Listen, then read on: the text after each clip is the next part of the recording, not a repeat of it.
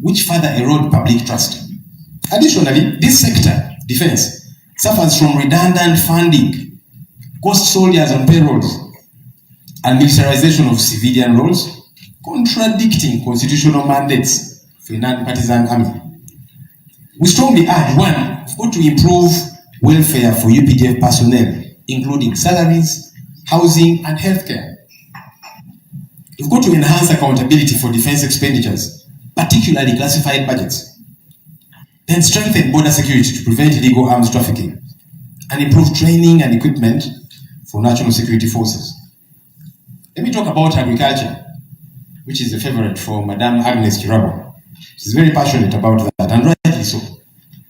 Government has not prioritized public spending on the agricultural sector, despite the AU CAP Malabo 2014 and the recent 2025 Kampala declarations for at least 10% allocation of the national budget to this sector.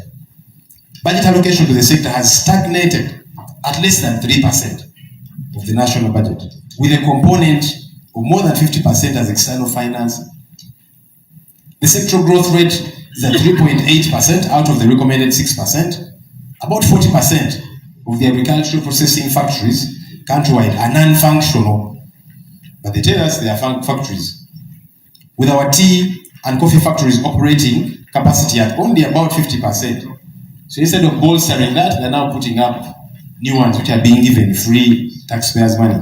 Additionally, farmers are still faced with the challenge of agricultural extension and advisory services. Access to agriculture, credit and finance is problematic. That's at about 12%. The high cost of agricultural inputs and the influx of counterfeits, that's at 30%. The cries in the fisheries subsector. Fishermen are always hounded, beaten, killed because of trying to eke out a living. Limited progress on access to water for agricultural production. Deteriorating prices of agricultural products on the world market, among others. Many Ugandans are malnourished. If you read reports from entities like Food Rights Alliance, many of our young people are malnourished.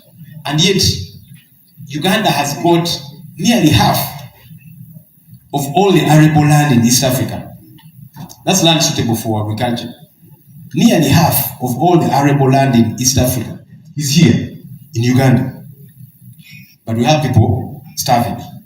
This is what we must do. One, adhere to the implementation of the National Agricultural Finance Policy to align it with the Malabo 2014 and Kampala CAP 2025 declarations, and commitment to align with NDP 4 targets.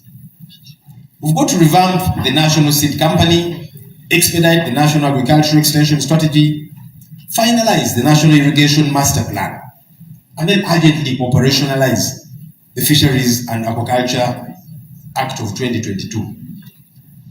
There's the tourism sector. Tourism has got a lot of potential in this our country, but it is neglected. Limited funding happening there. The infrastructure leading to some of these game parks is in a sorry state. I remember there's a time some tourists got stuck on the road for a day and a half, and the then Minister of State for Tourism, said that that's part of the tourism experience for them to see what a third world country is like. So these guys were stuck for nearly 2 days trying to push their car because they took off time from their country for maybe 4 days to come and spend some dollars here in Uganda. But for 2 days they're stuck on the road. And the one Chiwanda Subi, who was the Minister of State for Tourism, then said that's part of the tourism experience. Those are Museveni's ministers. Let me talk about trade, industry, and cooperative sector. Maybe I'll let you read that in the booklets we have availed to you. There's water and environment sector, which is also very critical.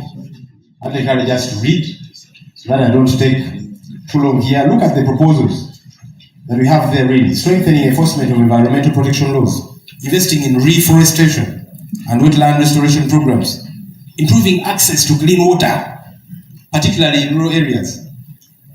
Many Ugandans today don't have access to clean water.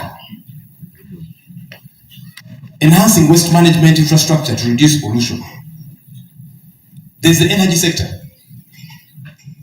And we're saying we've got to expand rural electrification.